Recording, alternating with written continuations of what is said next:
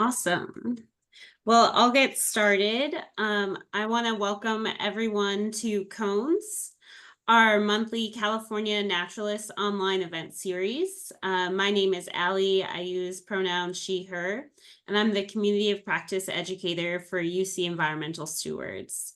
This series is created for University of California, California Naturalists and Climate Stewards to connect across the state on topics including natural history, ecology, climate change, and the intersection of pressing human and environmental issues. After a short hiatus, we have restarted this presentation series to help create additional learning opportunities for all those in our community.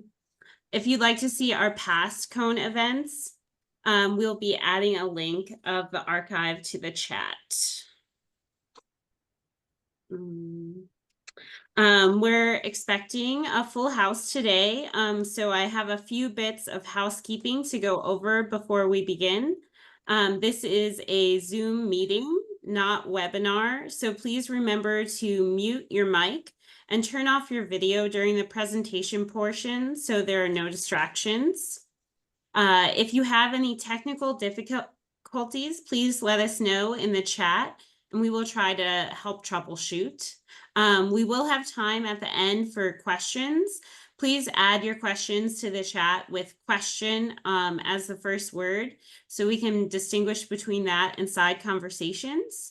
And also we are recording this presentation. It will be posted online and on our YouTube channel in a few weeks.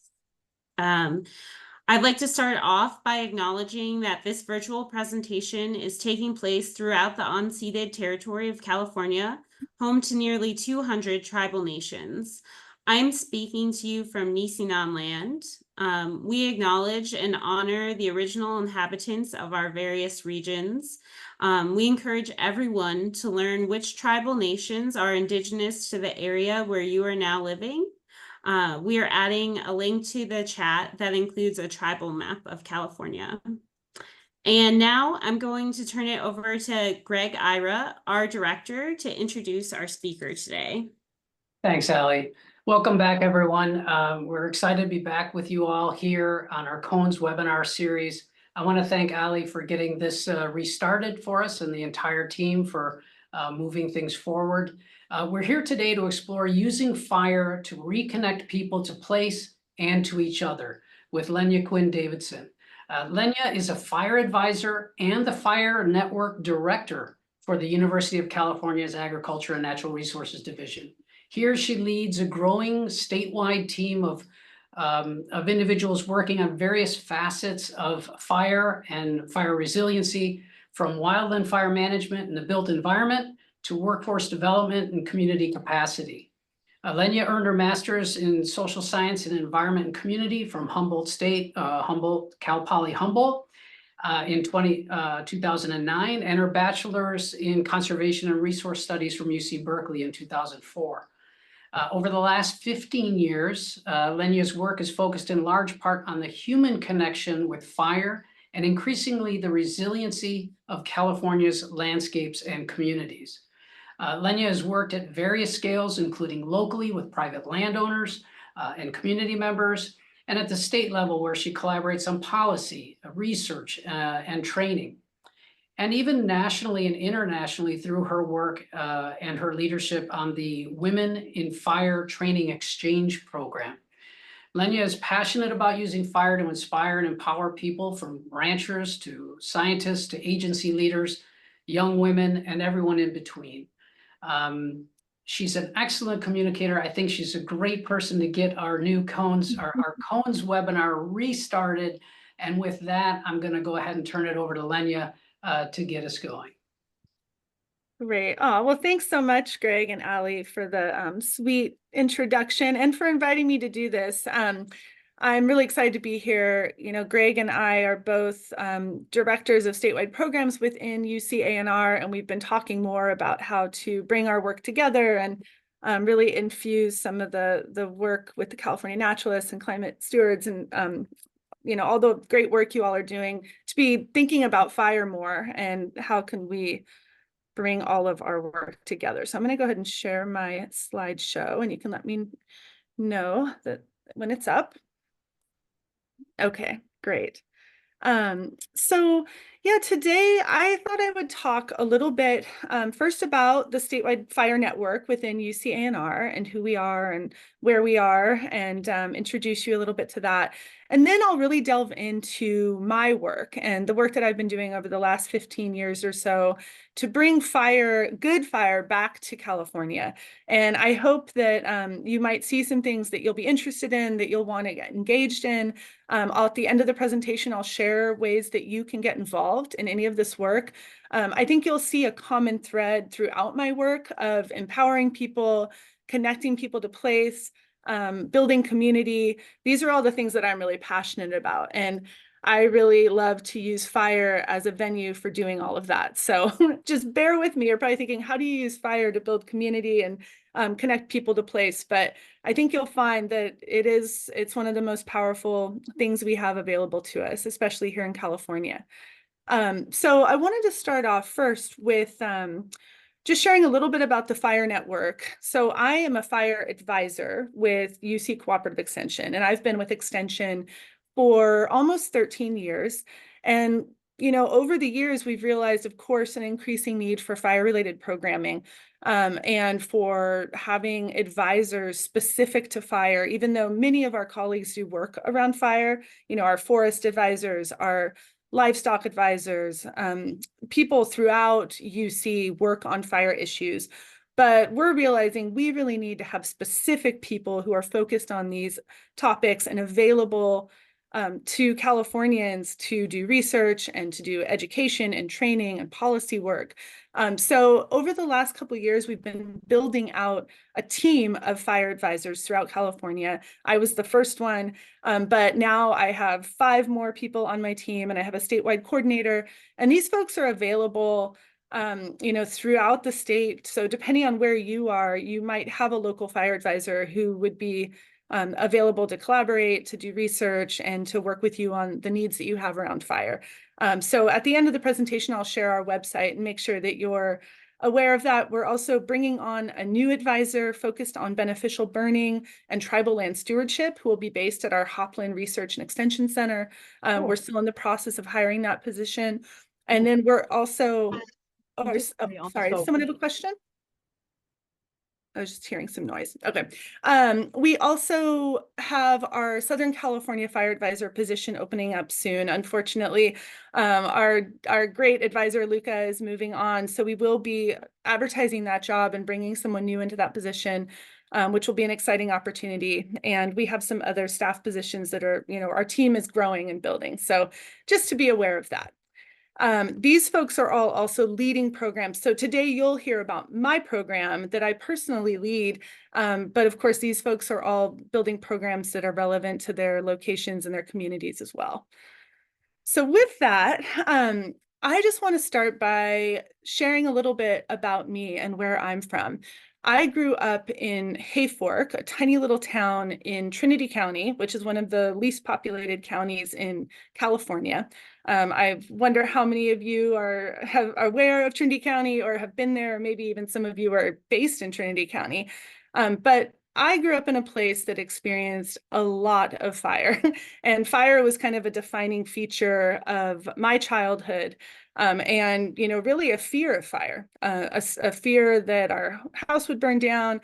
My mom was a cook on fire, so fire was just a big part of my life and my childhood. And this is a map of my hometown, Hayfork, which you see is kind of the white blob in the middle. It's one of the 2 biggest valleys in the Klamath Mountains. And all of those polygons around it are fire footprints. And those are all fire footprints from fires that have happened since 2008. So my hometown, my family, my community where I grew up experiences a ton of fire, even just in these recent decades. And you might be thinking, oh, that's a climate change story, or that's a recent phenomenon. This is something that's like a new problem that we're dealing with. But no, really, the Hayfork area, just like most of California, has always had a lot of fire. And really that period where there hasn't been much fire, the period in the 1900s, is a relic of the fire suppression era, where we made a decision to take fire out of the ecosystem, to put every fire that started, to put it out. And that's really not the long story of fire in California, or even just in my little local community. So this image that you're seeing here is a figure from a paper that two well-known fire scientists and geographers, Alan Taylor and Carl Skinner, they did what we call a fire history study in my hometown. And when I was in undergrad at UC Berkeley, I actually learned about some of this work. And I couldn't believe that these people who are like kind of, famous, like celebrities in the fire world, had actually been in my hometown of Hayfork, which is in the middle of nowhere, and done a reconstruction of fire regimes there, which are pretty representative of mixed conifer forests throughout California. And what you're looking at here, those black lines, are actually spots where they were able to tell that there had been a fire based on tree rings and fire scars on those trees. So you can see that up until about the early 1900s, the start of the fire suppression era, there had actually been fires in these little sub watersheds that they were looking at almost every year, every couple of years. We call that the fire return interval. And that fire return interval was very frequent. So you hear people talk about the forests of early California and how open and park-like they were, and it was easy to see through them and to walk through them. And that's definitely, that was the case around my hometown. Those fire scars and that image that I just shared with you was just in two tiny little sub watersheds to the west of Hayfork, of my hometown. And so even in that small area, that's how much fire was happening all the time. Fire was very present, very big part of the landscape there. And people were there, throughout history. There were people there. Some of those fires were lightning fires. Much of that fire was probably Native American burning. And they talk about how, based on the patterns of the fires that they were seeing, fires were stopping at deer trails. Fires were stopping at little creeks. Fire was frequent, but it was small and patchy. And that's the really important thing to know. The area burned, in California these days, that's not the problem. When we hear of fire seasons like 2020, when we had 4.2 million acres that burned, that was actually around the historical low end of the amount that would burn in California. Scott Stevens, who's a professor at UC Berkeley, has done some statewide fire history reconstructions, trying to understand the fire regimes in the areas burned pre-European settlement. And he determined that probably somewhere between 4 and 11 million acres was burning every year in California. So that the acres burned are not really the issue that we're dealing with right now, right? California is used to a lot of fire. The problem is really, how are those fires burning? And so this again is Hayfork. I'm just using my little tiny hometown as a good example. But what you're seeing here is a fire severity map of the most recent, the burn. It was called the Monument fire that happened a couple years ago, that burned right up into town. Luckily didn't burn through town, but right up to the edge. And what you're seeing there is the fire severity footprint. So the red would be high severity, where the mature trees were actually killed. And the blue and the green, those other colors, are lower, like low to moderate severity fire. And that's what we care about when we think about landscape change, about ecosystem impacts, about future fire potential. We're fire professionals, fire managers, fire scientists. We're really looking at, how did the fire burn? What were those impacts? And what's it going to do moving forward? So if we look at a fire like the Dixie Fire, that burned almost 1 million acres, it was actually more than 50% high severity fire. And that was an area that, again, had had fires suppressed for so long. Those forests were crowded, choked out, lots of, brush and shrubs and young trees. And when the fire came through there, it caused a lot of damage, a lot of high severity fire throughout that area. We care about that. That is those patterns are very worrisome. And so it's not just the area, it's really how is it burning and how can we make a difference in that? So there's been some interesting work actually in the Dixie Fire footprint, looking at how things burned during the Dixie Fire related to fires that had come before. And Alan Taylor, again, this fire scientist who does a lot of this interesting work, he coined a term called ecological memory and says that the landscape has an ecological memory, and areas that burn at high severity are likely to burn at high severity again and get into kind of a perpetual pattern of high severity fire where forests can't reestablish, where you have all kinds of different implications from that.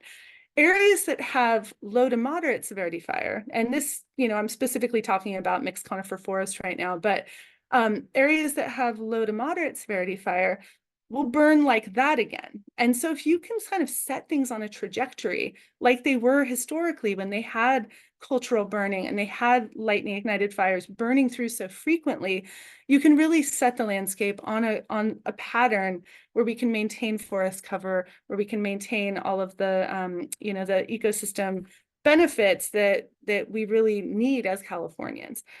So I find that empowering on some level, that yes, if we can get in there and we can use fire as a tool, that we can set things on the right trajectory. And of course, so much, I've been talking kind of specifically about mixed conifer forest because that's where I grew up, but much of California has a similar story. And so many of the places that we know and love and care about have a fire story. They have a frequent fire story. So our giant sequoias, our oak woodlands, our coastal prairies, our ponderosa pine forests, the people of the state, the indigenous people of the state are all so deeply tied to fire. And I think that we've made a mistake for so long in California in thinking that we could just turn fire off, keep it out, shut it down.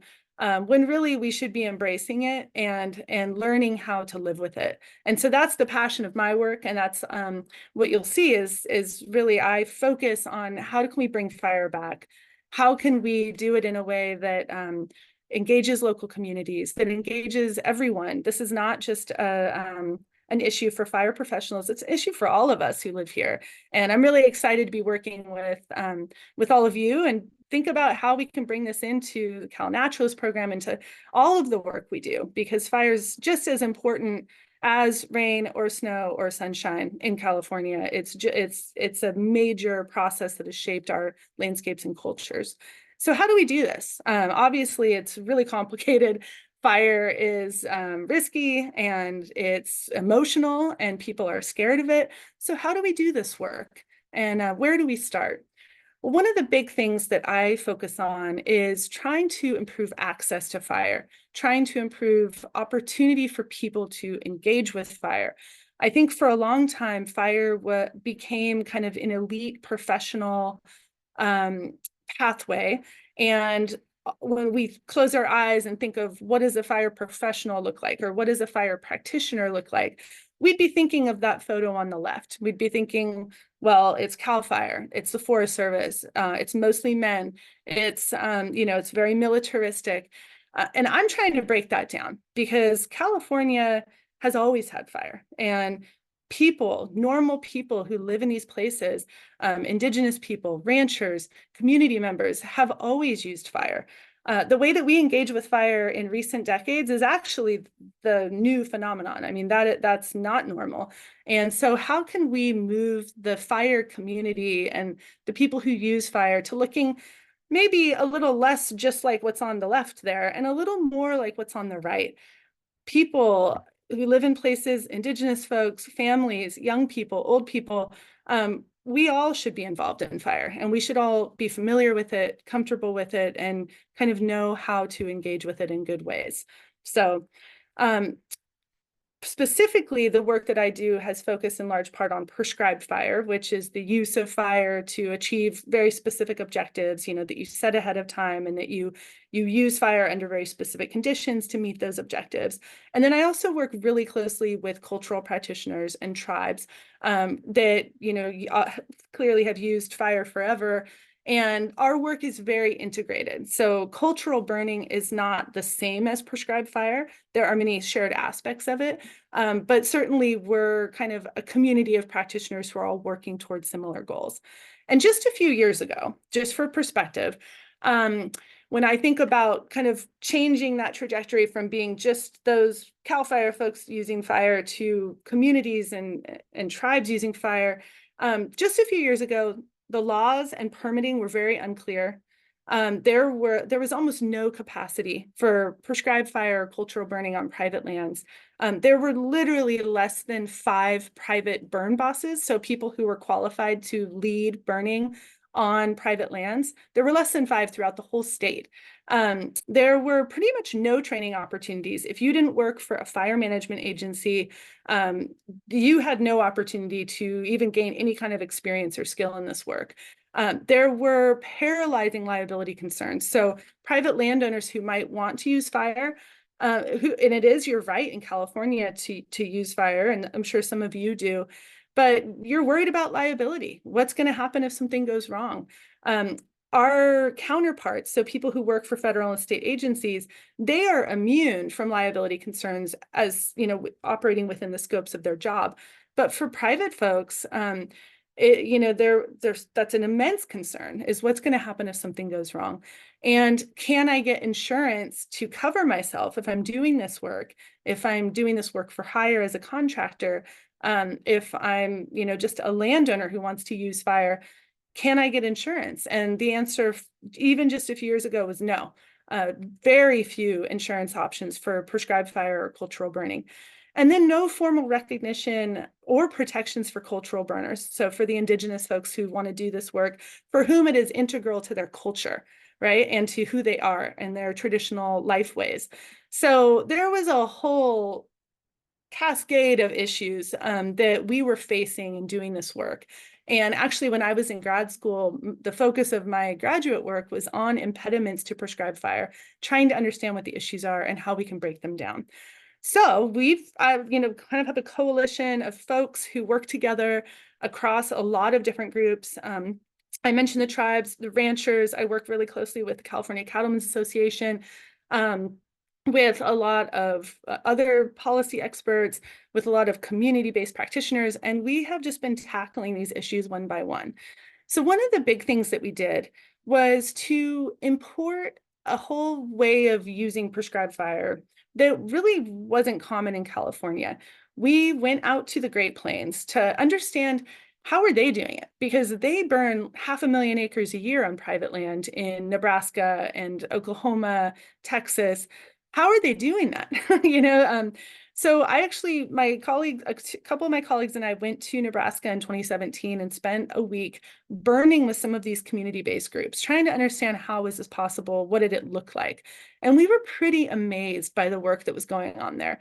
These were ranchers and farmers who get together and burn hundreds of acres, thousands of acres on their own, without help from, you know, major fire management agencies, without fancy equipment. You can see in this picture volunteer fire departments and old people and young people, and just people getting together and burning, kind of like a barn raising or a branding. It's very community based. And so we brought that model back to California. And in 2017, 2018, we formed the first prescribed burn association in California, up here in Humboldt County, where I live. And it just took off.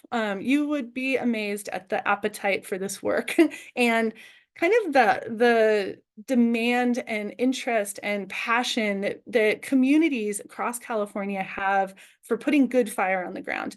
You know, feeling like our communities are burning up, we're losing the things that we care about. we are not fire experts, but we want to have some kind of role in this. We want to do something. And we're tired of waiting around for the fire agencies to figure these problems out because it's not happening fast enough. So what we've seen is a growth of these California prescribed burn associations that are just really community-based, volunteer-based organizations just blossom across California. And we have gone from having the one in Humboldt County to now having 24. And actually this map is outdated because there's a group in Los Angeles that's starting one too. So it's now 25 across the state of California.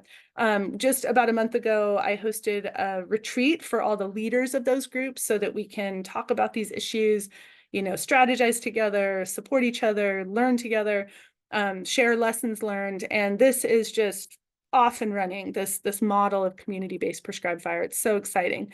So that's been a big thing. And these are really grassroots groups, community-led. Sometimes they're led by resource conservation districts. Sometimes we fire advisors with UC are leading these. Sometimes they're just led by some landowners who are interested. It's highly variable depending on the place. Sometimes the tribes are heavily involved. Thousands of people at this point are involved in these prescribed burn associations around California. So it's just, I call it a movement. It's a social movement at this point. And it's getting a lot of attention. There is so much momentum and interest, and throughout the West, it's becoming more of a like commonplace terminology, where even 5 years ago in California, people would be like, PB what? You know, and now it's like, oh yeah, our local PBA, yeah, we're familiar with that. And if you're in meetings with CAL FIRE leadership at the state level, they're talking about PBAs. It's household terminology at this point, which is so cool. It's also spreading across the West. So Washington and Oregon both have a couple PBAs that are popping up. And I foresee that, you know, in the next 5 years, we're just going to see these groups all over the Western US implementing burns and really reclaiming fire as a community-based practice that should be part of how we live in these places. Another big piece was to have more people who are qualified to plan burns, to lead burns, to support those PBAs as they grow their work. And so in 2018, there was a bill, Senate Bill 1260, that required the development of a state certified burn boss program. And burn boss is a term we use in the fire service more generally, just to mean someone who's, you know, got the skill and the leadership skills and also the fire experience to lead a prescribed burn and to plan it.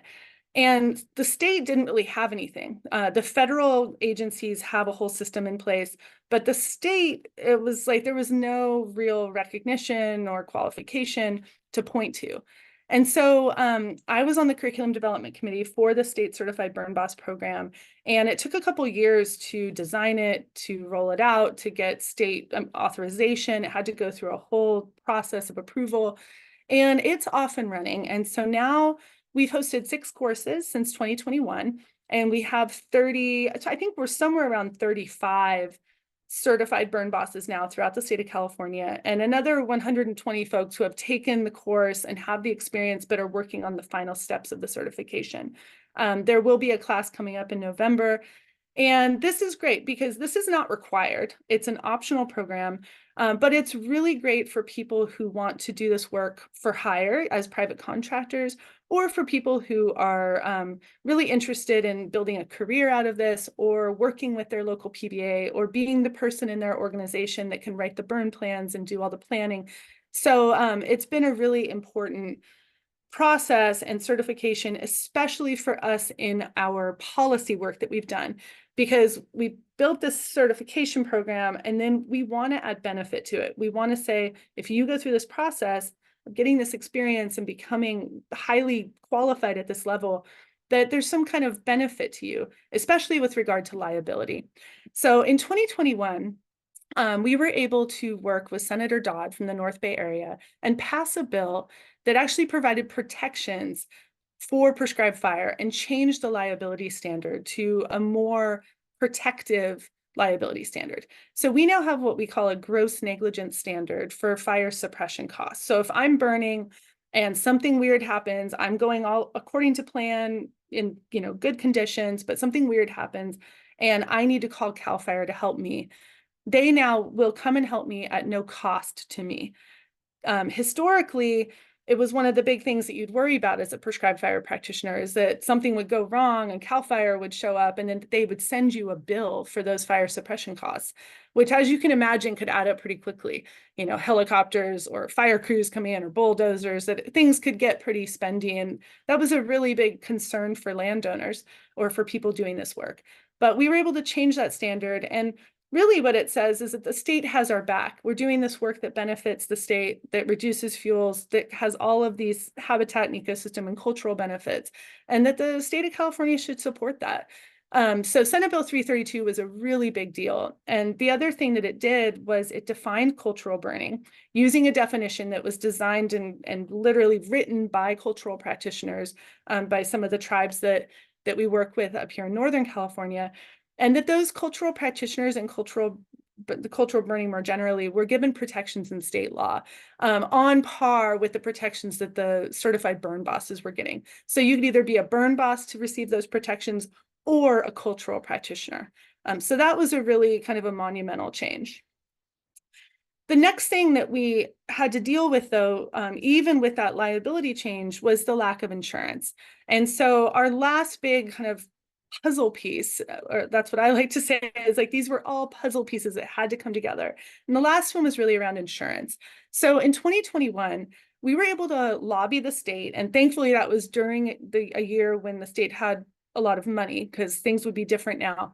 But in 2021, the state of California set aside $20 million to create a state-backed, what we call claims fund. It's like an insurance fund, but it's specifically for prescribed fire and cultural burning. And we're the first state to do this, to basically say there's no insurance available for this really critical work.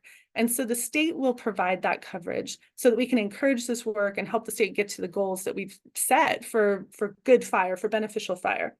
So this $20 million is available to cultural practitioners or burn bosses, and provides $2 million of coverage at no charge for any prescribed fire or cultural burning project in the state of California that has public benefit and that, you know, meets they have to have a plan and get the permits and have a qualified person in charge of the burn.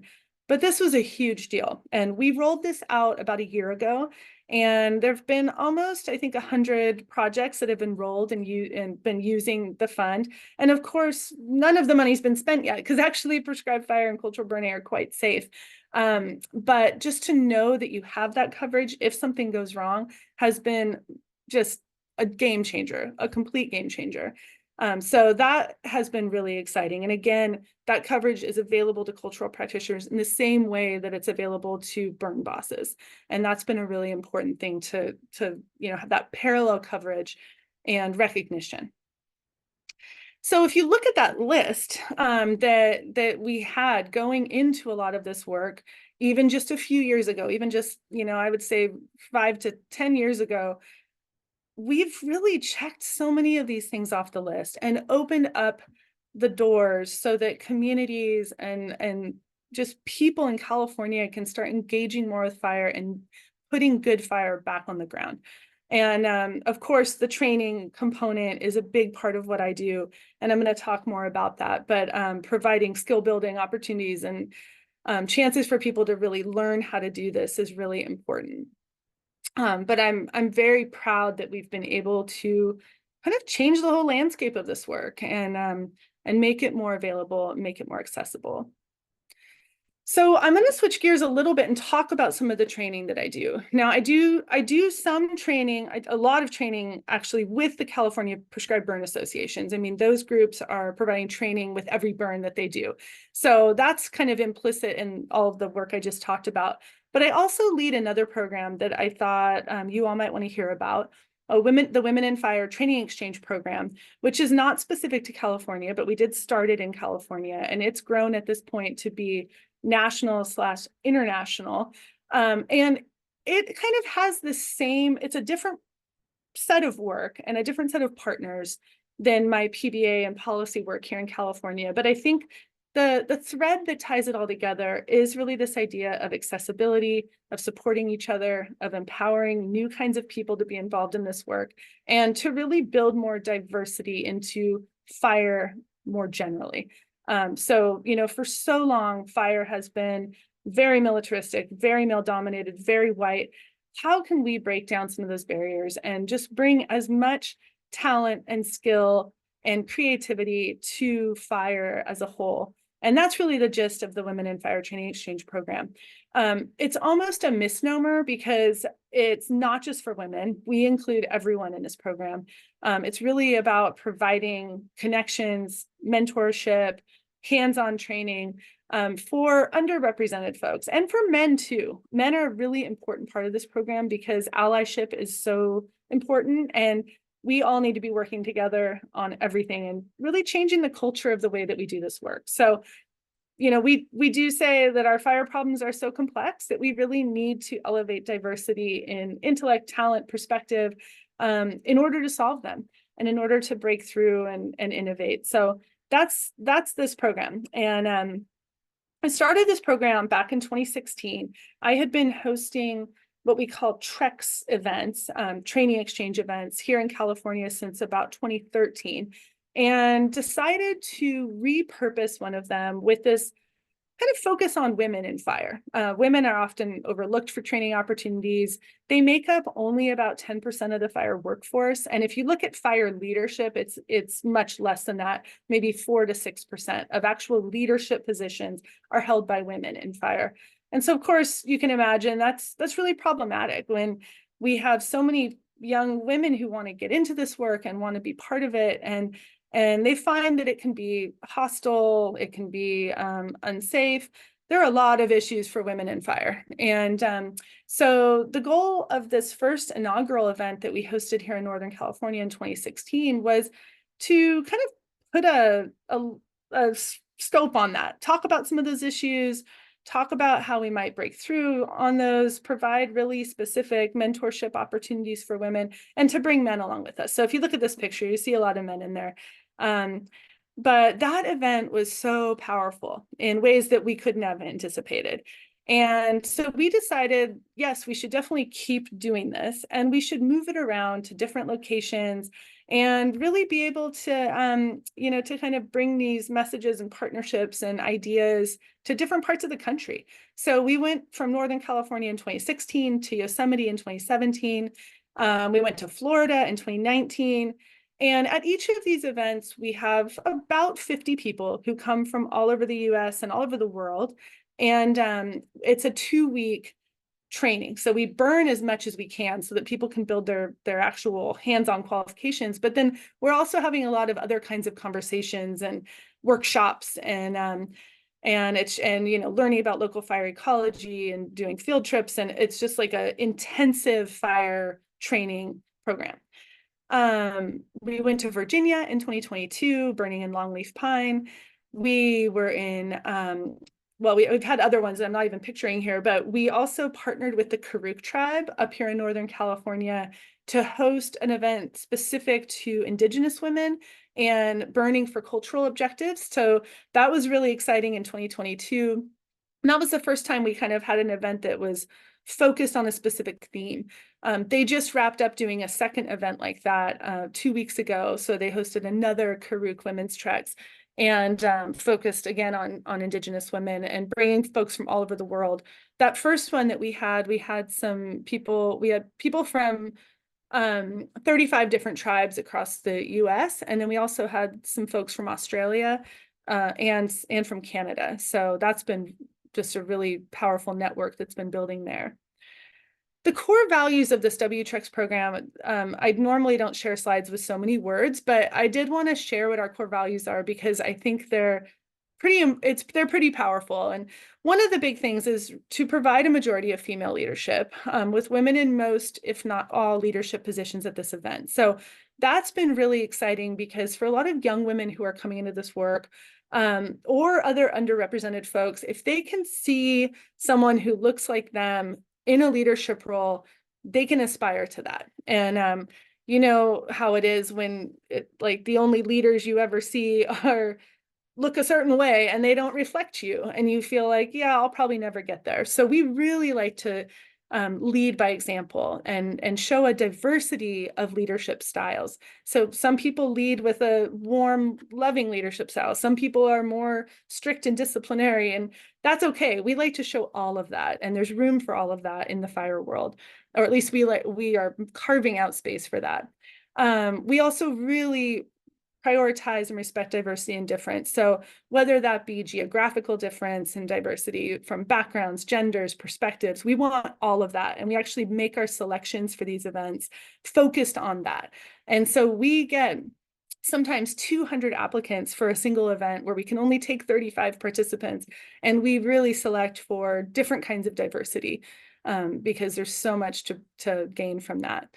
We're really focused on creating a safe space for training, learning, sharing, connecting, a space where people can be vulnerable, where they can ask questions. It's so important for us in fire to keep each other safe, not just physically, but also psychological safety is a big piece of what we're doing. And bridging the ecological and cultural elements of each place.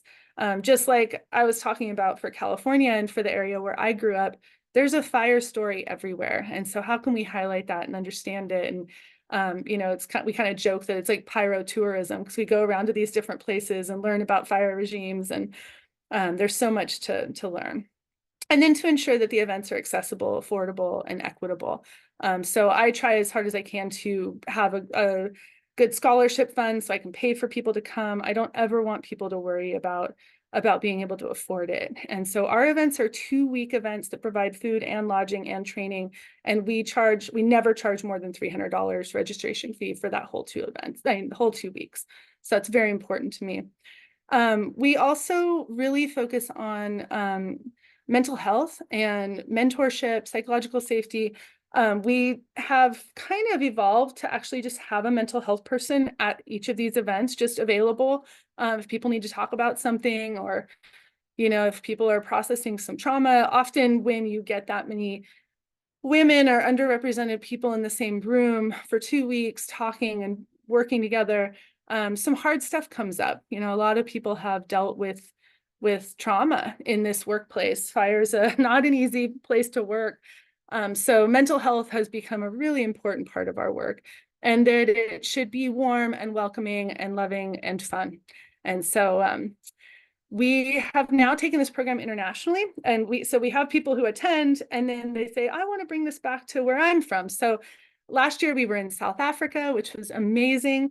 At that event, we had people from 11 different countries across 5 continents, learning from people in Kenya about their fire practices, and Colombia. It's just so fascinating. We had an event in Canada last year, and then we went to North Carolina. This year, we hosted an event in Portugal, partnered with some folks there in Portugal, and that was just totally amazing. That was our most diverse event. We had people from 20 different countries at the Portugal event, from 6 continents. So we only were missing Antarctica. We need to get someone from Antarctica, and that'll round us out. I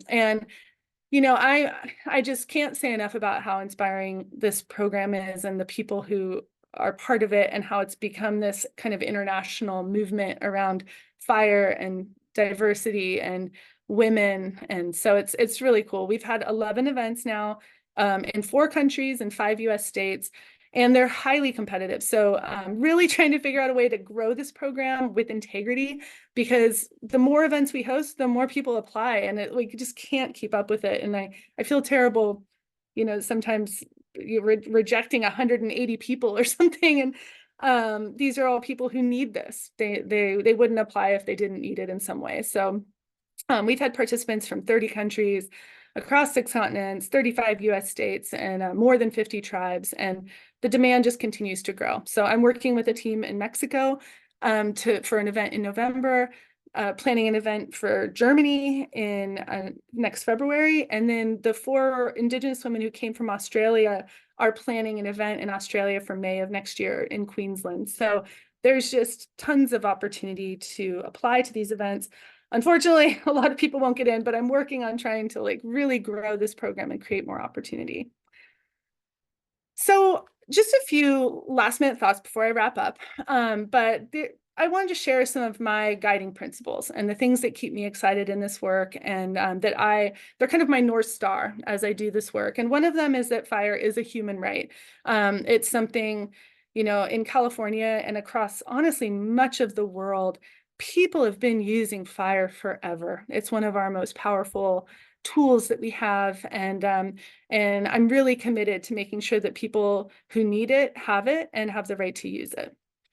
Fire is also free. And, I think we often get caught up in thinking that we need all this money to start programs, and that, for like the Prescribed Burn Association work, oh, we need to write grants before we can ever get doing some work on the ground. And I advise folks, fire is free. We've all stood around a bonfire, done some pile burning with our grandparents, or some of us have done major broadcast burning at no cost. I mean, this is something that people have been using forever. So we can't let financial concern hold us up. There's so much power in community coming together and using fire, and you can do it at very little cost. So that's something that I hold very dear and true in the work that I do.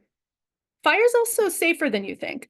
And so this is a story that I am telling through my research and through all of the work that I've done and all the partnerships that I have. But, if you look at these photos on the left, you might say, oh my gosh, what are those people doing with the baby out on the fire line? Or what is that child doing? There's fire behind him. These are all part of the Prescribed Burn Association movement. These are leaders. Aaron and Miller there in the bottom left are real leaders in the PBA movement, and they bring their kid everywhere. I've brought my son on mini burns, and we need to have this work be multi-generational. We need to bring everyone along with us. When we make things elite and when we create too many bottlenecks to where no one can access this, we're not doing ourselves any favors. That's kind of how we've gotten into this mess. So fire is actually quite safe, and I won't be surprised if we go the whole 5-year pilot period of that $20 million claims fund and we don't spend a penny of it. That would not surprise me at all. Fire is also connected to everything. And one of the things that I've been working on in the last couple of years is really trying to build connections across disciplines so that people who are doing different kinds of work can think about fire. So I work a lot actually with some fish biologists and really trying to make connections between fish and fire. There are so many hidden connections that you wouldn't think of, like even the connection between fire and stream flow. Fire can actually create more water in our creeks because it reduces the vegetative demand and the evaporative demand of vegetation on the landscape. So there are so many connections, and it's all one big system that we've just beginning to figure out. Fire is also beautiful, and I think there's kind of an artist side of me that just really loves the aesthetics of the work I do. So I take a ton of pictures. Most of the photos you saw in this presentation are photos that I took, and I just find fire to be so beautiful. And perhaps most importantly, fire is joyous, and this work is people keep coming back for it. I'll be curious to hear from all of you how many of you have actually been involved in any prescribed burning or cultural burning, because there's nothing quite like it, and it fills your cup in ways that you wouldn't anticipate, and people just love it, and it feels very human to be involved in this work. So that's my son there on the bottom right, out on a burn when he was about 4. And the photo in the middle are some people at a WTREX event. And then the photo on the left is a mother and son here in Humboldt County who are part of our Prescribed Burn Association. And there's just so much joy, and we have to find ways to create joy in our lives and to, to have pleasure in the work we do. So it's really important to me. And I try to make this work fun for anyone who wants to be part of it. So with that, you should get involved. I'll definitely share these websites also with Greg and Allie so they can share them out with you. But check out the UCANR Fire Network. You could just Google UCANR Fire and our website will pop up. But we have a lot of great resources there, not only around prescribed fire, but also around home hardening, evacuation. We have a great fire map that has like real-time fire data. So it's a good spot to go if you're seeing smoke and wondering what's going on. You can kind of go onto that map and click on it and see what's happening. If you're interested in prescribed burn associations, you want to get involved, this is a great place for you to learn more about prescribed fire, get some training, go have some fun. And you can go to our website, calpba.org, and look up which one's closest to you. So that's a great resource. And then if you're interested in the WTREX program, if you're kind of want to dive in a little deeper and really get involved in prescribed fire and be part of that movement of amazing people from across the world, then check out that website. Or just, you can send me an email for any of these three things too, and I can add you to my mailing list. But I highly recommend dabbling in some of this firework and becoming part of this amazing community of practitioners. And with that, I will close out. I can leave this up for a sec if anyone wants to write down my email address, or I can put it in the chat as well. But I want to make sure to give you these last 9 minutes for questions. So I'll stop there. Thank you so much, Lenya. That was really great. There are a lot of questions. We do have a poll that we're going to run before we jump into the questions. Then I'm going to run through the questions kind of in a rapid fire manner with you, Lenya, so we can try to get through all of them. And Okay. if I miss any of the questions, Jill and the others can chime in, and we'll try to get to as many as we can. But now I think Ali's going to go ahead and launch the poll. If everybody can do this very short 4-question evaluation poll, it'll just take a second. And then we'll jump into questions. And while you're doing the poll, or if you're waiting for others to finish it, think of your questions, drop them in the chat if you can. We'll try to get to as many as we can. Is the poll showing for everyone? For the hosts, it'll look, you'll see the answers. Okay, people have started to answer now. Great. I don't know how to. The poll didn't come up.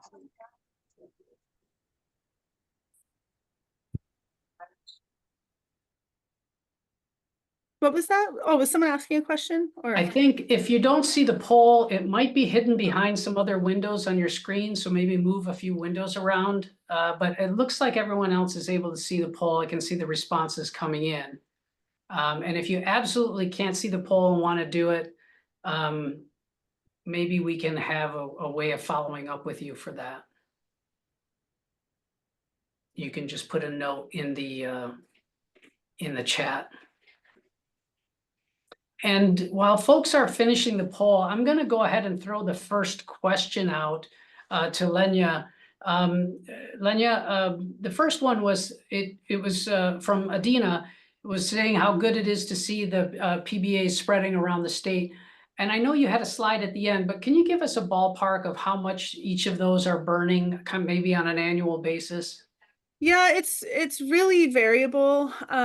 So some of them, this is all very new, right? These groups have formed, all of them have formed within the last 5 to 6 years, some of them just in the last year. So I would say some of the top end PBAs, the ones that are burning the most, would be here in Humboldt and down in Sonoma County, Chico or Butte County, Plumas County. They're probably burning, like in Humboldt, we've burned about 2,500 acres since we formed in 2017. I'd say that's probably, those top PBAs are probably burning somewhere, in the thousands of acres total. Others might be doing really small burns. I know in Placer County, they have a PBA that really focuses on doing like micro burning just to build comfort and really be safe and kind of build skill. So yeah, it's hard to put a blanket comment on it. And I'm going to go through these really quickly. Someone was asking about how to sign up for, I think was the California RX, the Burn Boss training. Is there a link we can put in the chat for that? They should send me an email if you're interested in that. There are prerequisites for that. And because, it's kind of for people who have a lot of prescribed fire experience. So yeah, shoot me an email and I can share more information with you on that. And for the Women in Fire Training Program, same thing, email you? Same thing, yeah, send me an email. You can look at that website, but I have a mailing list. So if you email me, I'll put you on my mailing list and then you'll get notification when events are open for applications. Great. So another question is, can good fire or prescribed burns replace mechanical vegetation management, specifically the proposals for large-scale biomass to pellet production that is often economically and environmentally problematic? So It again, it really depends on like the ecosystem type that you're talking about. In forested areas, prescribed fire, what we find through research in forested areas is that the most kind of effective fuels treatment is one that would pair mechanical thinning, so coming in and doing some pre-thinning with prescribed fire, like followed by prescribed fire. That across the board, across many, many studies in forested areas, has shown to be the most effective for reducing future wildfire risk. Of course, when you're working in grasslands or in shrublands, things like that, it's different because you can use fire in different ways. So I would be curious what specifically, what you're talking about specifically, and then we could talk about fire as an option. Okay. Is there an age limit for the women in TREX, women in prescribed fire training? It's a good question. We have never had someone younger than 18. But as far as like an older age limit, absolutely not. The one thing with the WTREX program is that for active participation in the burns on that program, we do have a kind of a fitness level, and that's our one thing that could be limiting. But even that, we still sometimes have people who maybe can't meet the fitness requirement, but can still be involved in different ways. So we don't want it to be exclusive entirely. So, but no age limit. I would say the one age limit piece might be if there were like a really young person who wanted to do it. We might have to get some special permissions from their parents. Yeah. Somebody says they're working with families and they want to find out how they can learn more about these topics. Is it safe to say they can reach out to some of the fire advisors in the network and we can provide that information? Yeah, yes, absolutely. So definitely, depending on where you are, reach out to your local fire advisor, and you can look that up on our website. And then the prescribed burn associations are really such a wonderful place for that, because often the PBAs will host little events that are family focused and where people can bring kids, or it's those PBAs are really meant to be very inclusive and available for that kind of thing. And one more, could you quickly just do that definition, description, distinction between prescribed fire and cultural burning? Someone has a question about that. Yeah, that's a really great question. So, the distinction there, in both cases, you're using fire with a lot of intent, right? And the prescribed fire piece of it often involves a written burn plan that has maybe some fire modeling that went into it to determine what the, fire behavior would be like. And often, I mean, like even in the term prescribed, there's the prescription. It's a very, Western approach to using fire. Where I think with cultural burning is so integrally tied to culture, tradition, cultural resources. And so there's more maybe intuition around it. There may not be a written burn plan. I mean, for the policy work that we do, that burn plan piece has actually been one of the major distinctions, that we don't want cultural practitioners to be forced into developing kind of a subtler colonial burn plan in that way, or to have to write things down that isn't comfortable for them to put things on paper about cultural resources or sensitivities. So yeah, they're related but separate. I don't know if that helps, but I think that's very useful. Thanks. Another question about how to be an ally for fire. So I'm thinking we can just have some of either our alumni or our instructors reach out to the fire advisors and find out how they can connect, or how they can support their courses, or how they can, get engaged in local activities. Yeah, I think that would be great. I mean, all of our fire advisors are more than happy to come and give talks or help lead tours. I know for me here in Humboldt County, I've definitely been involved a little bit in the Cal Naturals program and gone and given talks and tried to open up opportunities to bridge that gap a little. So please use us, use the ANR Fire Network, and think of us as a resource. We're always happy to give talks on things, or to partner on events or things like that. So keep us in mind. Okay, and I know we're end of time. Last question. Have there been any studies demonstrating the effectiveness of prescribed or cultural burns in reducing the likelihood of severe fire in a given location, particularly in areas that have experienced severe fire?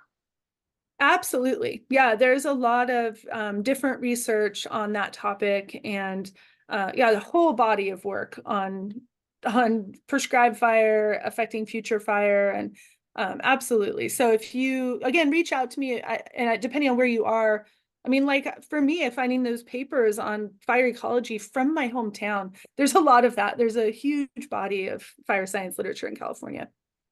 All right, thank you so much. I want to thank you again, Lenya, for helping to raise our awareness of the history and of fire and our assumptions around fire, improving our knowledge of fire ecology, and helping us find ways we might be able to develop skills around engaging in prescribed burn associations or related entities and get more training.